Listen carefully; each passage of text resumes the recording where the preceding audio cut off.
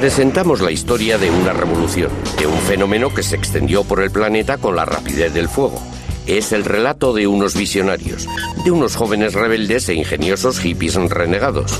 Durante 2 décadas mantuvieron entre sí duras rivalidades y disputas legales. Incluso se vieron envueltos en espionaje internacional con el propósito de convertirse en las estrellas de una nueva sensación, de un producto que los jóvenes de todo el mundo encontrasen irresistible y que produciría una peligrosa adicción. Hoy día es un negocio de miles de millones de euros que supera a Hollywood y que se dispone a superar a la industria discográfica como el negocio de ocio más lucrativo del mundo. Historia de los videojuegos.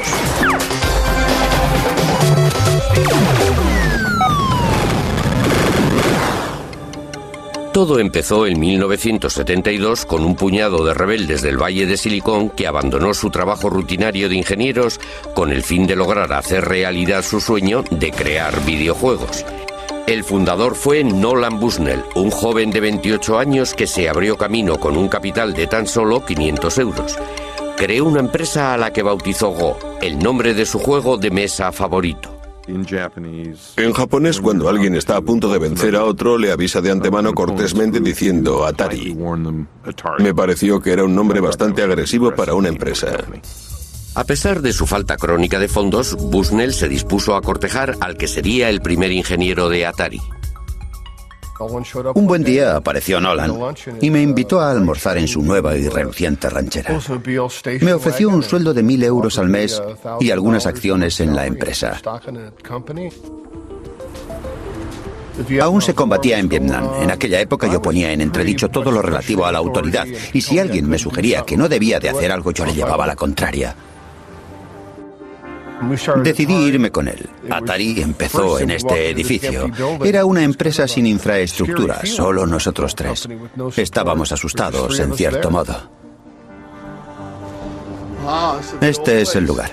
Aquí, en este pequeño taller, es donde nació Pong, el primer videojuego. Ahí es donde me sentaba y monté la primera máquina Pong. En realidad, Pong empezó como un mero proyecto de prueba. Exageró un poco las cosas. Me dijo que tenía un gran contrato con la General Electric. Ningún ingeniero quiere trabajar en un proyecto inservible. A pesar de que jamás nadie nos telefoneara, visitara o mantuviera correspondencia con nosotros, nunca se me ocurrió pensar que todo fuera mentira. Lo primero que hizo Al fue hacer funcionar las palas y después que la pelota se moviera.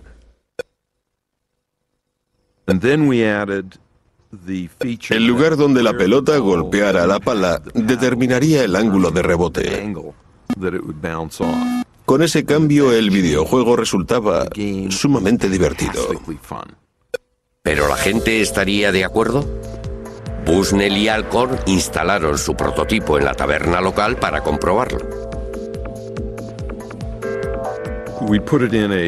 La instalamos en una caja de madera que tenía encima un papel muy pegajoso, realmente pringoso. Para recoger las monedas montamos una cajita de un caballito de esos en los que se montan los críos y colocamos la caja encima de un barril. Nos alejamos un poco, tomamos una cerveza mientras observábamos lo que ocurría. Uno de los asiduos del bar se acercó a la máquina y estudió en silencio el movimiento de la pelota en la pantalla. Introdujo una moneda y empezó a jugar. Finalmente cayó en la cuenta de que había 2 mandos con los que se manejaban las raquetas y jugó la primera partida. Pronto una pequeña multitud se congregó a su alrededor para observarlo. Hasta entonces la gente no había visto nada en una pantalla televisiva que no procediera de un estudio. Aún recuerdo que una joven me preguntó ¿cómo se consigue una señal desde los estudios de televisión desde aquí? El hecho de que la señal fuera emitida allí mismo era algo que les desconcertaba.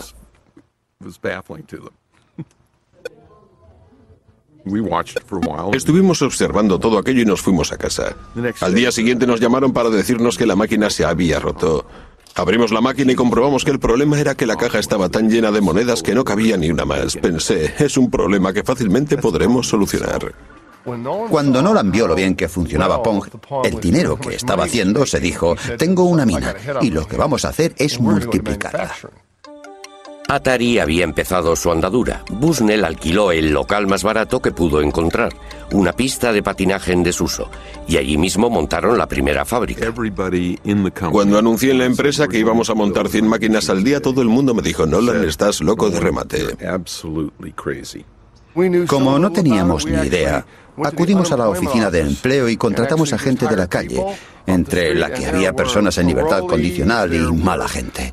Resultó un poco alarmante porque era un trabajo de aficionados. Entre las 6 semanas y los 2 meses estábamos ya montando 100 máquinas al día. La noticia se extendió y empezaron a diluviar encargos pidiendo Pongs, 10.000 solo para los Estados Unidos.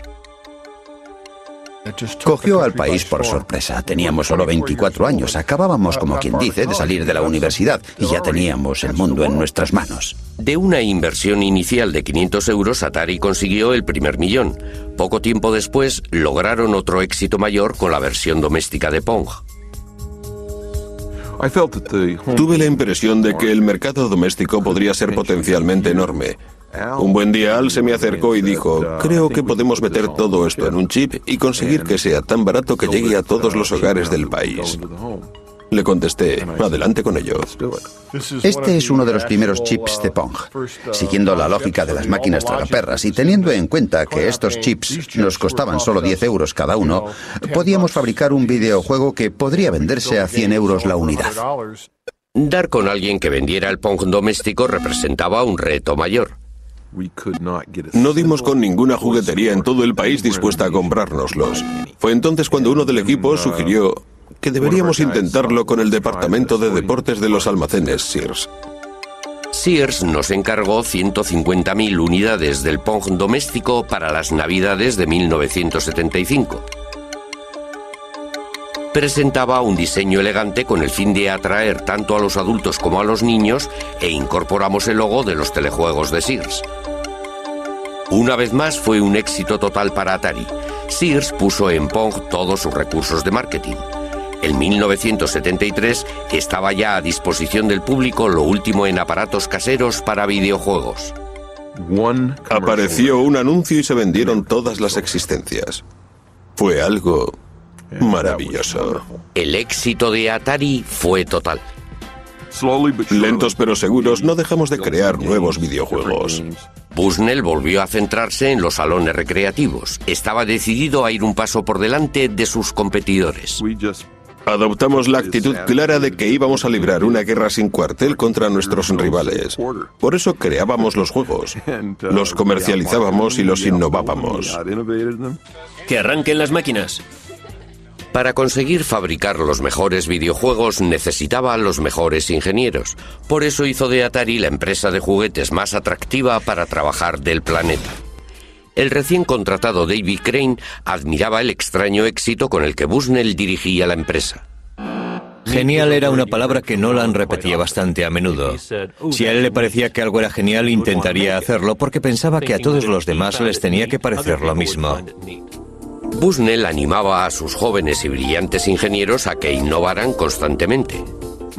Mi actitud era que si uno cree de veras en algo, ha de intentar llevarlo a cabo como sea. El tesoro de Bushnell eran las ideas, y ninguna idea, por floja que pareciera, había que pasarla por alto. Todo el mundo debía presentar un par de ideas locas. Es lo que llamábamos abono. Se trataba de ideas que poco a poco íbamos cuajando. A veces las llevábamos a cabo. El flujo constante de tanta creatividad produjo una serie de videojuegos que tuvieron mucho éxito, logrando así que Atari ocupara el cenit del negocio de los videojuegos. Fue entonces cuando se les presentó un problema legal. Se decía que Bushnell pudo haber copiado de otra persona su primera idea. El litigio afirmaba que unos meses antes de que Atari fuera creada, Bushnell había visto un juego en una feria que era casi idéntico a Pong. Un diseñador de aparatos de televisión de nombre Ralph Baer había estado pensando en crear unos videojuegos desde los años 50. En 1966 sus ideas cristalizaron mientras esperaba en una parada de autobús en un viaje de negocios que hizo a Nueva York. Cuando volví a mi despacho a la mañana siguiente, el 1 de septiembre de 1966, redacté una memoria de 4 hojas en la que explicaba todo el proyecto. Propuse cosas como videojuegos de deportes, de persecución, de carreras y de coches. Baer empezó a trabajar en su invento. En 1968 ya había logrado poner en funcionamiento su primera videoconsola, a la que sencillamente bautizó su caja marrón. El primero de los videojuegos consistía en que dos puntos luminosos se iban persiguiendo sin tregua por la pantalla.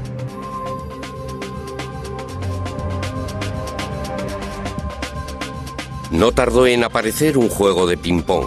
Esto ocurría 4 años antes de que Bushnell y Alcor aparecieran con su Pong. Magnavox Television firmó un contrato con Baer y produjo una versión muy cuidada de la caja marrón. El Odyssey ofrecía 12 videojuegos diferentes. Cada juego tenía su color, que servía para hacer resaltar los gráficos que se iban superponiendo uno tras otro. Además de los controladores, Baer también sacó el primer haz de luz para los videojuegos en los que había que disparar. Un invento que supuso todo un adelanto en su tiempo. El Odyssey fue lanzado al mercado en una feria en 1972 en Nueva York. Fue el mayor éxito de la feria. Todo el mundo, incluida la prensa, estaba entusiasmado. Magnavox presenta Odyssey, 12 emocionantes videojuegos con los que podrás jugar en tu televisor. El 24 de mayo de aquel año, en otra feria en el Valle de Silicon, apareció un nombre en el libro de visitas: Nolan Bushnell. Probó los juegos ofrecidos por el Odyssey. Se divirtió con el juego del ping-pong. El hecho cierto es que vi el juego Odyssey y la verdad no me pareció un juego muy inteligente. Tanto si Bushnell se había inspirado en el Odyssey como si no, Ralph Baer ya había patentado sus diseños. Esta es la patente, y si uno se fija en la letra pequeña, se puede ver que fue presentada en enero de 1968. Consta de un televisor y debajo tiene 2 controles manuales, uno a cada lado. Magnavox, basándose en las patentes de Baer, denunció a Atari. Nuestra postura siempre fue clara. Dijimos, solo llegaremos a un acuerdo si nos cuesta menos que aceptar un pleito. Después de 4 años de negociaciones, Bushnell y Baer se vieron las caras por primera vez en la escalinata del Tribunal Federal de Chicago en 1976. Antes de ir a juicio, Bushnell y su abogado estaban de acuerdo en pagar una retribución reconociendo las patentes de Baer. Al cabo de unos días acordaron en pagar una cantidad muy razonable. No cabe duda que le salió bien la jugada. Magnavox aceptó una conciliación por valor de 400.000 euros. Ralph Baer logró que se le hiciera justicia, pero no consiguió el reconocimiento internacional que Bushnell disfrutaba por aquella época. Le atribuyeron la paternidad de los videojuegos porque se pasaba el día delante de las cámaras mientras yo permanecía entre bastidores escuchando lo que me decían los abogados. Tranquilo, Baer, tranquilo, que solo tiene tu licencia. Han pasado ya 25 años. Baer está jubilado y padece leucemia. Sin embargo, está decidido a acabar su autobiografía y dejar bien claro para la posteridad cuál fue el verdadero origen de los videojuegos. En cuanto a Bushnell, el acuerdo le resultó barato. Atari estaba ya embolsándose millones. Pero mientras en los grandes almacenes era popular, Atari se enfrentaba a una nueva amenaza que venía del Japón con un videojuego que estaba conquistando el mundo de forma imparable. En 1978, Taito creó un juego que se hizo tan popular en Japón que provocó una gran escasez de monedas de 100 yens. Se vendieron más de 350.000 máquinas de los invasores del espacio, lo que provocó el renacimiento de los videojuegos en los salones de juego. La respuesta de Atari fue sacar al mercado su propia gama de videojuegos espaciales y de tiro. Los brillantes jóvenes ingenieros de Nolan Bushnell fueron los pioneros de una nueva tecnología llamada gráficas vectoriales con una nueva presentación muy llamativa. En 1979, Asteroides se convirtió en el mayor éxito de toda la historia de Atari. Atari tuvo otro éxito arrollador con Zona de Combate, unos gráficos tridimensionales que incluso fueron fuente de inspiración para el ejército norteamericano. Los salones aparecían como setas por todo el mundo. Tanto los adolescentes como los adultos acudían en su tiempo libre a esos lugares oscuros y llenos de humo. La reacción tanto de los padres como de los políticos fue inevitable. En la prensa pululaban a diario historias sobre jóvenes delincuentes y de chavales que hacían novillos. Los salones de juego fueron tildados de cuevas de perdición. Fue entonces cuando Atari presentó una solución. En 1975, sus ingenieros empezaron a trabajar en una nueva idea. Un sistema en el que se podían llevar a casa en unos cartuchos los mismos videojuegos que los que disponían los salones recreativos. Este es el primer prototipo del sistema de videojuegos en cartuchos de Atari. Tiene todos los elementos que se necesitan en un prototipo. Tenemos el cableado y las palancas del videojuego del tanque. Sabíamos que necesitábamos esto para poder jugar a Pong, para poder jugar al videojuego del tanque, porque tenía que ver con los juegos teledirigidos y otros, pero no estábamos muy seguros de lo que íbamos a hacer con ello. Aeante Controller es el capitán de una nave espacial. El VCS fue lanzado al mercado en 1977, montado en una caja elegante con interruptores bien diseñados y los primeros joysticks en una consola casera. ¡Vamos allá! Debido a que Atari era el número uno de los éxitos de las máquinas para las salas de juego, fue capaz de producir una serie completa de aparatos para aplicar a todos los VCS. En 1980 Atari se hizo con los derechos de los invasores espaciales. ¡Ya están aquí! ¡Los invasores espaciales de Atari! Ya puede usted jugar en su casa con el juego más popular de cuantos hay en los salones recreativos. Acción en el espacio dentro de su hogar. Aquellas navidades se vendieron millones de consolas VCS, de modo que los adolescentes pudieron jugar en casa con los invasores del espacio. Les presentamos un estupendo nuevo videojuego de Atari llamado Pac-Man. Los ingresos conseguidos por Atari la convirtieron en la empresa que más rápidamente había crecido en la historia de los Estados Unidos. Pero la meteórica carrera de dicha empresa atrajo la atención de Warner, que le hizo a Bushnell una oferta que no pudo rechazar. Adquirieron Atari por 28 millones de euros, un negocio que se había iniciado con un capital de tan solo 500 euros. Todo el mundo tiene un Atari, la número uno en los videojuegos. En aquellos tiempos era un montón de dinero. Era mucho más de lo que yo había soñado jamás. Pero representó el principio del fin de Atari. Bushnell, al cabo de muy poco tiempo, acabó rompiendo con los nuevos propietarios. Estábamos lanzando al mercado los VCS y comenté a los míos, bien, se acabó lo de los VCS. Y me dijeron, ¿qué? Añadí, bueno, no, pero va a ser así. Y se quedaron horrorizados. Los nuevos dueños de la Warner estaban insatisfechos de la dirección de la empresa. Eran neoyorquinos y no lo entendían. Pensaron que todo era muy raro y empezaron a desmontarla trozo a trozo, a desmontar toda la cultura corporativista que teníamos. Y al final lo que hicieron fue aniquilar la empresa. Fue la cosa más torpe que he visto en mi vida. Finalmente, tras una serie de decisiones importantes tomadas por los nuevos jefes, Bushnell tuvo que abandonar su cargo. Le indemnizaron y le pusieron de patitas en la calle. La industria había perdido a su visionario pionero, pero no se habían acabado los problemas de Atari. Bajo la nueva dirección, los diseñadores estrella de la talla de David Crane no eran ya valorados por el papel que habían jugado en el mayor éxito que había disfrutado la empresa. Nos hicieron un montón de promesas que jamás cumplieron. Nosotros teníamos unos ingenieros clave que elaboraban los cartuchos para los videojuegos, que ganaban entre 50 y 60.000 euros al año. En 3 o 4 meses producían el software para un cartucho que podía llegar a venderse por un valor de 100 millones de euros. Si nos hacían pensar que no valíamos más que los encargados de poner los tirafondos de las cajas, eso quería decir que no estábamos en la empresa adecuada. David Crane y otros 3 diseñadores importantes abandonaron Atari y crearon su propia empresa, Activision. Tras 2 años de pleitos con Atari, se hicieron con los derechos para poder diseñar y producir sus propios videojuegos. El propio Crane diseñó el videojuego más exitoso de todos los tiempos, Pitfall. Todos los juegos que desarrollamos nosotros fueron grandes éxitos. Cuando Pitfall salió al mercado fue el mayor de todos los éxitos porque se vendieron muchos millones de unidades. Lo que en realidad estábamos desarrollando con Pitfall era el primer videojuego provisto de una consola. Activision volvió a encender la llama del espíritu creativo de la primera época de Atari, pero al mismo tiempo, sin quererlo, provocó un desastre. Fueron muchos los que se cegaron con el éxito de nuestro trabajo y desgraciadamente invadieron el mercado con productos que nadie quería comprar. Atari contribuyó a la pérdida de confianza en los videojuegos por parte del público, ya que había productos como el ET de muy baja calidad. Un videojuego de E.T., ¡guau! Muy pronto con ustedes. Millones de copias de E.T. acabaron en la basura. Deje que E.T. entre en su casa.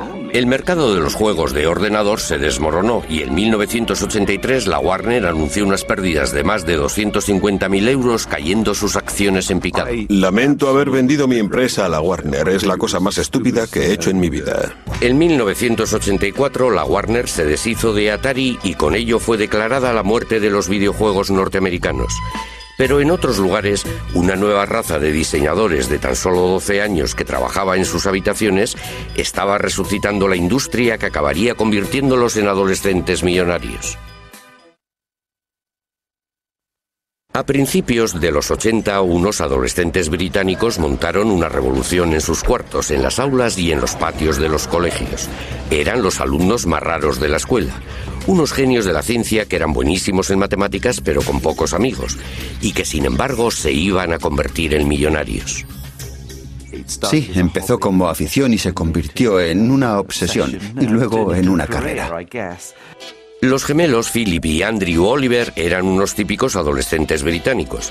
Sus padres no permitían que hubiera una videoconsola en casa. Sin embargo, pensaban que un ordenador sí que era algo educativo. Muy oportunamente apareció en el mercado toda una serie de ordenadores personales baratos como el Spectrum ZX y el Commodore 64. Miles de progenitores británicos los adquirieron para sus hijos con la idea de que les ayudasen a hacer los deberes, pero los chicos tenían otras ideas. Sin que nadie les echara una mano, descubrieron que eran capaces de crear sus propios videojuegos como los que había en las salas de juego e incluso mejores. Nos fijamos en las salas recreativas. El problema en dichos sitios era que los chicos tenían que meter monedas cada pocos minutos para divertirse, mientras que con los videojuegos podían pasarse jugando toda la tarde. Los gemelos Oliver fueron autodidactas y partiendo de cero aprendieron a programar videojuegos. En 1982, con tan solo 13 años, presentaron su primer videojuego a una revista especializada que publicó su trabajo. El trabajo había sido bautizado Roadrunner. Fue estupendo acudir a la escuela y decir a nuestros colegas, mirad, es nuestro trabajo. Fue estupendo poder jugar con los demás muchachos.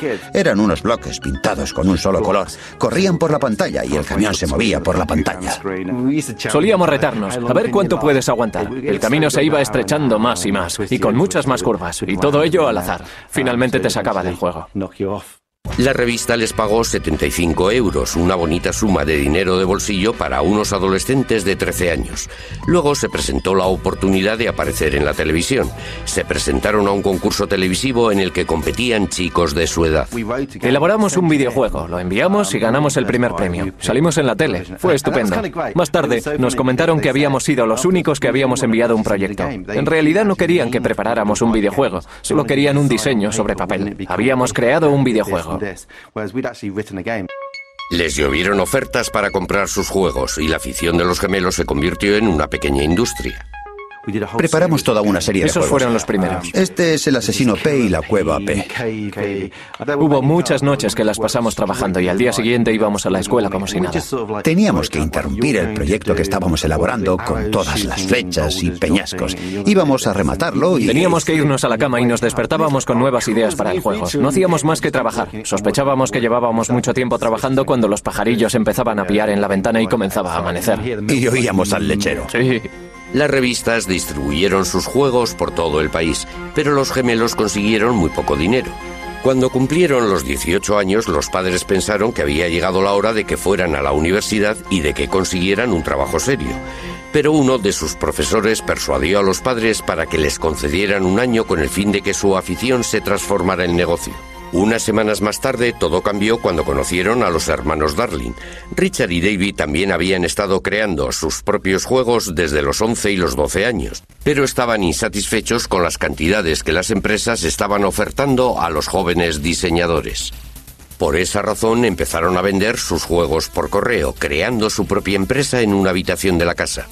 Duplicaban los juegos en una cassette, imprimían sus trabajos y llegaron a vender 1 millón de copias. Con tan solo 17 y 18 años montaron su empresa llamada Codemaster. Fue en su primera comparecencia en una feria con 18 años cuando conocieron a los gemelos Oliver. Vinieron los gemelos Oliver a nuestro stand y nos presentaron una demo con uno de sus juegos que habían preparado de antemano. No paraban de decir, sí, un juego así, os daremos 15.000 euros. Estábamos alucinados. Alguna vez han comentado que se quedaron boquiabiertos, que se quedaron profundamente emocionados, pero lo debieron ocultar muy bien. Nos faltó tiempo para volver a casa. No pudimos conciliar el sueño. En menos de un mes creamos Super Robin Hood, que llegó a ser el número 1 en ventas. Para Navidades ya habíamos vendido más de 100.000 unidades y ganamos 15.000 euros. Era increíble. En cuanto empezamos a vender, ya no pudimos parar. Fue la colaboración más exitosa en la historia de los juegos para ordenador. Calculamos que el 50% de los juegos de Codemaster fueron creados por nosotros. Los gemelos Oliver también estaban trabajando en un proyecto secreto. Querían inventar algo totalmente nuevo, un juego centrado en un personaje animado. Dicho personaje no fue otro que Dizzy. Queríamos presentar un mundo de fantasía. Tuve la idea de que la cara del personaje tenía que ser tan grande como fuera posible, para darle un toque de personalidad. En Codemasters recibieron montones de cartas de fans que hacían toda clase de preguntas. Cada vez que íbamos nos decían que teníamos más correo de nuestros fans. Dizzy fue un éxito internacional, fue el más vendido en todo el mundo. En realidad tuvimos diferentes juegos ocupando los puestos 1, 2 y 3 de las listas de éxitos. Éramos algo así como los Beatles en el campo de los juegos para ordenador. Estos jóvenes millonarios creadores de juegos se convirtieron en personajes famosos ocupando los titulares y alardeando de sus éxitos. Les dio por comprar Ferraris en cuanto conseguimos dinero, pero mi impresión es que los Ferraris no les duraban demasiado. El resultado de tan duro trabajo fue una enorme contribución muy creativa en el diseño de los videojuegos. Eran videojuegos diseñados por los propios jugadores para jugadores. Gracias a la era del ordenador casero, Gran Bretaña contribuye hoy día más que cualquier otro país a la industria de los videojuegos. Recuerdo que le dije a un periodista que un día todo esto llegaría a superar a la televisión. Y ahora mismo, la industria británica de los videojuegos exporta más que la industria del cine y de la televisión inglesas juntas. Pero a principios de los 80, mientras unos adolescentes británicos eran las estrellas de la era del ordenador casero, en Oriente también estaban emergiendo otras estrellas. El centro de la industria iba a desplazarse una vez más. La industria de los videojuegos, que había comenzado con Atari en la costa oeste de los Estados Unidos hacía 30 años, estaba ya dominada por Japón.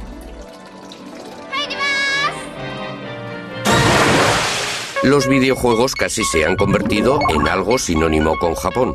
Ello se debe en gran parte a una serie extraordinaria de videojuegos basados en diferentes personajes. Todos fueron desarrollados en los años 80 por un único genio creador. Desde Walt Disney ningún hombre había tenido capacidad de llegar a las mentes y tocar los corazones de los niños de todo el mundo como Shigeru Miyamoto. Hubo un momento en el que caí en la cuenta de que los videojuegos podrían ayudar a la gente a expresar sus emociones. Desde entonces, los recuerdos de mi niñez han quedado reflejados en los videojuegos que he creado. Miyamoto creció en Sonebe, una pequeña ciudad provinciana cerca de Kioto.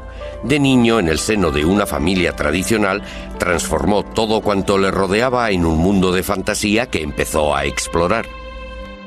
Estaba siempre como absorto. Se pasaba mucho tiempo dando rienda suelta a sus sueños. De adulto, a la hora de trabajar, se basaba en la manera de jugar que había tenido de niño. Le recuerdo describiéndonos un paseo a través de un bosque que había cerca de su casa y que en su imaginación era algo extraordinario. Se imaginaba un montón de cosas que estaban sucediendo a su alrededor y que los demás éramos incapaces de ver, como caminos que llevaban a alguna parte. Miraba hacia arriba y no solo veía un trozo de cielo azul, sino que allí veía una trampilla secreta que le conducía a un nuevo mundo. En 1980, Miyamoto ofreció a Nintendo su visión y creatividad. Con base en la antigua ciudad de Kioto, Nintendo llevaba produciendo casi 100 años Hanafuda, los naipes tradicionales japoneses. Pero cuando su presidente Hiroshi Yamoshi se enteró del éxito de los videojuegos, como por ejemplo el de los invasores del espacio, transformó la empresa en una productora de juegos para ordenador.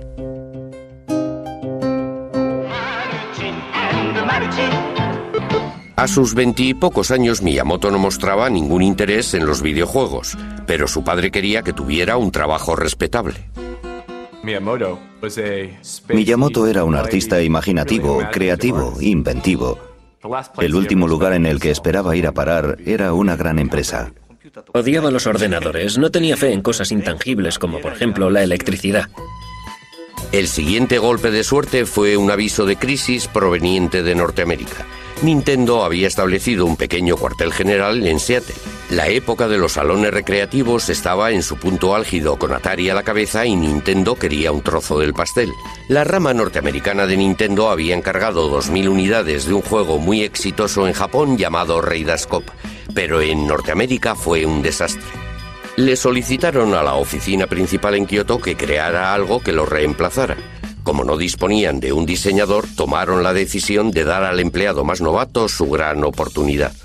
Miyamoto se quedó totalmente desconcertado y agobiado ante tal idea. Empezó a investigar. Acudió a los salones recreativos para poder ver y observar a los adolescentes que se divertían con aquellos videojuegos e intentó entender de qué se trataba. Empezó a forjar su idea y a considerarlos como si fueran películas. ¿Por qué no iban a poder contar una historia?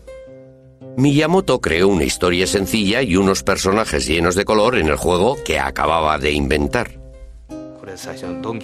Permítame que le muestre el primer boceto que preparé para Donkey Kong. El gorila se escapa de la jaula, atrapa a la chica y se fuga con ella.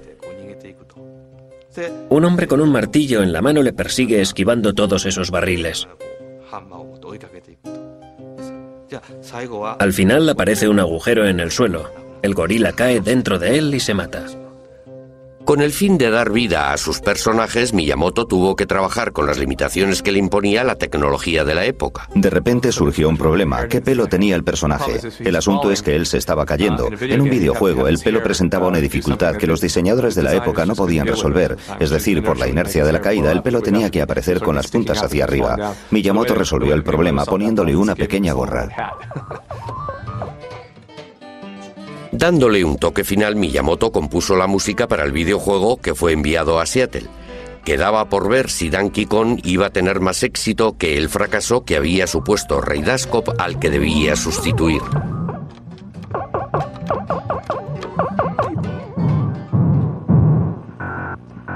En cuanto los norteamericanos vieron el juego, pensaron que sus homólogos japoneses estaban completamente locos. Temiéndose lo peor, el equipo norteamericano de Nintendo tomó la decisión de poner a prueba el juego en un bar, exactamente igual que lo había hecho Atari una década antes. Al día siguiente, volvieron a la taberna Spot. Abrieron la caja del dinero y había 30 euros en monedas de 20 céntimos. Estaba casi a rebosar. Eso quería decir que la máquina había estado funcionando sin parar todo el tiempo que el bar había permanecido abierto, desde la mañana hasta la noche. Comentaron: vaya, qué aberración es esta. Es toda la investigación de mercado que necesitamos. Adelante con ello. Solo en el primer año el juego recaudó 100 millones de euros. Donkey Kong se convirtió en una estrella internacional gracias a una serie de videojuegos de mucho éxito. El primer compañero de Donkey Kong, Jumpman, llegó a tener incluso más fama y fortuna. En 1985, Nintendo anunció el lanzamiento de una nueva consola doméstica pensada para el mercado estadounidense. El sistema de entretenimiento Nintendo, o NES, sus siglas en inglés. Tras el colapso de la industria norteamericana de los videojuegos, muchos expertos pensaron que se habían vuelto locos, pero Nintendo contaba con un arma secreta. Con su nueva creación, Miyamoto consiguió que los videojuegos adquirieran otro nivel. Jumpman se reencarnó en un fontanero italiano de nombre Mario. Mario se convirtió en una atracción universal. Mario es capaz de hacer unos ejercicios físicos extraordinarios, como dar grandes saltos, pero no es un superhéroe. Se hunde en el agua y se hace daño si cae de las alturas.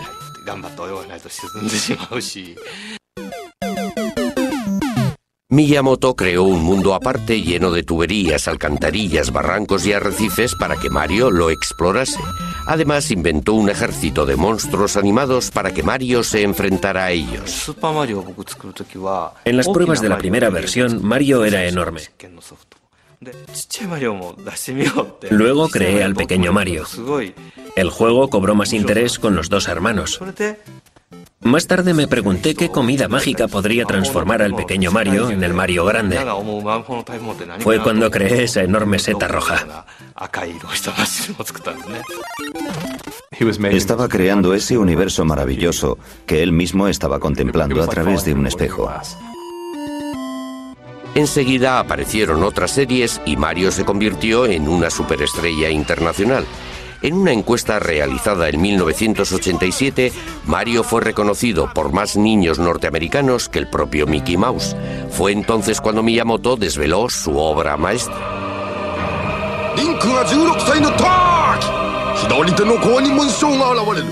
Nintendo sacó el primero de una serie de juegos que han sido reconocidos por todos como los mejores de la historia. La serie Zelda. La leyenda de Zelda se movía a través de todas las formas y niveles. Ofrecía a los jugadores un enorme mundo mágico por el que podían vagar y explorar libremente. La historia se inicia con un niño que está en medio de un campo. Carece de espada y escudo. El jugador empieza poniendo nombre al niño, pero no tiene ni idea de qué ha de hacer a continuación. Anda vagando por el campo buscando algo que hacer. En aquellos tiempos fue una idea muy atrevida. Zelda estaba inspirada en la infancia de Miyamoto cuando andaba y vagaba por los campos del entorno de su casa. Subía a los montes atravesando bosques y espacios rocosos. Finalmente llegaba a un gran lago. Era sorprendente encontrar aquel lago, allí en las alturas. Parecía un mar enorme. Esa imagen ha sido muy utilizada en Zelda. Incorporé muchas cosas que había que ir descubriendo en Zelda. Eran detalles que pretendían ayudar a que el héroe dejara de ser niño y se convirtiera en todo un adulto. Mientras el niño va creciendo, el jugador piensa: yo solía asustarme con esto, pero ahora ya soy fuerte. Ese es el juego que yo estaba empeñado en crear. La leyenda de Zelda duraba más de 100 horas en las que los jugadores de todo el mundo se quedaban perplejos, fascinados. Fue todo un fenómeno que rompió todos los esquemas y estableció las bases de un género que desde entonces ha dominado el diseño de los videojuegos. A finales de los años 80, Nintendo vendió más de 30 millones de consolas NES, cientos de millones de videojuegos que supusieron una cuota del 80% de todo el mercado. Nintendo se convirtió en el amo absoluto de la industria de los videojuegos. Lo iba a demostrar al presentar un sistema de videojuegos radicalmente distinto que resultaría atractivo tanto para los niños como para las niñas e incluso para los adultos. Todo cuanto necesitaba era lanzar al mercado el juego perfecto, pero para conseguirlo tendría que disputarlo y arrebatarlo de las poderosas garras del KGB ruso. A finales de los 80 se forjó la amistad entre dos diseñadores que estaban tras el telón de acero. Una amistad que haría a uno muy famoso y al otro muy rico, y que consiguió que el videojuego Boy de Nintendo se convirtiera en una de las máquinas con más éxito de la historia. La clave de dicha amistad estuvo en un videojuego llamado Tetris. En 1988, Henk Rogers, un diseñador de origen holandés, estaba de viaje intentando importar al Japón nuevos videojuegos. La primera vez que vi Tetris fue en una feria de bienes de consumo electrónicos en Las Vegas en 1988. Hice lo que solía hacer, me daba una vuelta por las ferias y escogía los videojuegos que me gustaban para llevármelos a Japón. En eso consistía mi trabajo. Jugaba con ellos. Allí di con un juego realmente bueno. Quise hacerme con él. Alexei Pajitnov hoy día vive en Seattle, pero en 1984 estaba en Moscú donde creó Tetris. Pajitnov estaba trabajando en la inteligencia artificial y en el software que permitiera el reconocimiento de voces. Creó Tetris con el fin de poner a prueba un nuevo ordenador. Mi interés estaba centrado en los rompecabezas y juegos y en toda clase de divertimentos matemáticos. Tetris estaba basado en un rompecabezas tradicional ruso llamado Pentaminos. Hay 12 formas parecidas a esta, y son todas las piezas posibles compuestas de 5 cuadrados. La versión de Pentaminos de Pajitnov contenía piezas compuestas de solo 4 cuadrados en vez de 5. Le puso el nombre de Tetris por derivarse de la palabra griega tetra, 4. Cuando calculé el procedimiento que hacía que girara a 90 grados, pensé en cuando uno introduce una llave y hace clac, vuelve a girar la llave otra vez y clac. Fue entonces cuando se me ocurrió la idea de hacer que el juego durara un tiempo real. El genio de Pajitnov se hizo patente al convertir el videojuego Tetris en una carrera contrarreloj. Desaparecieron de la pantalla las líneas completas, haciendo que fuera posible seguir jugando casi indefinidamente. Pero a medida que iban bajando piezas cada vez con más rapidez, el reto iba aumentando constantemente. A medida que el juego va acelerándose, la mente ya no es capaz de pensar tan rápido. Quizás sea el subconsciente el que irrumpe en ese momento del juego, pero va más rápido de lo que uno es capaz de jugar. Es lo que se denomina una zona. Tetris se extendió por el bloque soviético hasta llegar a Hungría, donde lo descubrió Robert Stein. Stein se fue a Moscú, donde conoció a Alexei Pajitnov y negoció con él una licencia para publicar el juego. Por alguna razón desconocida, me ofreció el Tetris original. Tenía la licencia para distribuirlo donde yo quisiera. Es lo que creí. Tetris se convirtió en Occidente en la mayor sensación internacional desde Los invasores del espacio. Cuando Tetris invadió la industria, el resto de la producción quedó anulado. Finalmente tuvo que ser retirado. En Japón, Henk Rogers sacó una versión para la consola doméstica de Nintendo. Sacamos este Tetris en las Navidades de 1988. Acabamos vendiendo 3 millones. Ese fue el momento cuando a Henk Rogers se le presentó la oportunidad del Game Boy de Nintendo. Dije, ¿sabéis? Tengo el videojuego perfecto para el Game Boy. Pero Rogers mantuvo una dura pugna con Robert Stein para asegurarse el control de los derechos de Tetris. Disculpe, yo fui quien descubrió este producto. ¿No debería quedármelo? Cogí el siguiente avión. Sin caer en la cuenta de ello, Rogers y Stein volaron hacia Moscú el mismo día. Permanecieron en el mismo hotel, pero sin llegarse a ver en ningún momento. No funciona la televisión, no funciona la radio. En aquella época todo el mundo pensaba que nada iba bien tras el telón de acero. Era algo que realmente daba miedo. Rogers acudió a Moscú sin saber nada acerca de la Unión Soviética y sin hablar ruso. Sabía que tenía que buscar una organización llamada el Org y eso era todo. Para sorpresa suya, no tuvo ningún problema a la hora de contratar a un intérprete que hablaba perfecto inglés. Te llamas Alan no sé qué. Todos pertenecen al KGB. No hay modo de conseguir un intérprete que se preste a ayudarte a hacer negocios. ¿Es este el edificio? Sí, este es el edificio. Todas las reuniones han de recibir el visto bueno del KGB, y yo me presenté allí como caído del cielo. Al final el señor Belikov bajó y le expliqué que yo era uno de los que distribuía Tetris en Japón. Me dijo, ¿de qué máquina se trata? Le contesté que era para Nintendo. Añadió, pero si jamás hemos cedido esos derechos a nadie.